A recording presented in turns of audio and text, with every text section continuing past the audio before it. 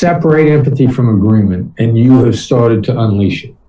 And another example, I mean, had a terrorism trial in New York City, had way back when, late mid 90s.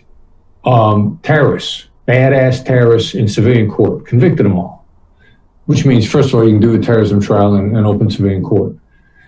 But the majority of our witnesses were Muslims who voluntarily testified. We had no hammer on them, no coercion, no leverage.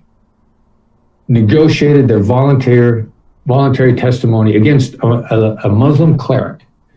Just because you're a cleric doesn't mean you won't commit a crime. And this guy committed a lot of crimes.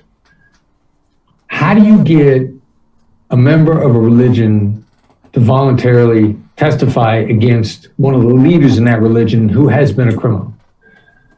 Every one of them I'd sit down with and I'd say, you believe that there's been a succession of American governments for the last 200 years that have been anti-Islamic. And every one of them would go, yeah. And that would be the first step to that negotiation. I never said that I agreed or that it was fair or that it was accurate. I just said, you believe, you know, and I said it like I wasn't afraid of it, you know.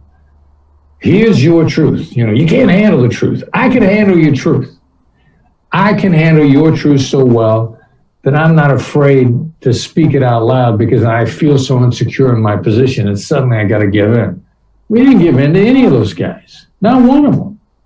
And they all voluntarily testified, and none of them regretted it. As a matter of fact, almost to a person, they came up to us afterwards and congratulated us on our integrity.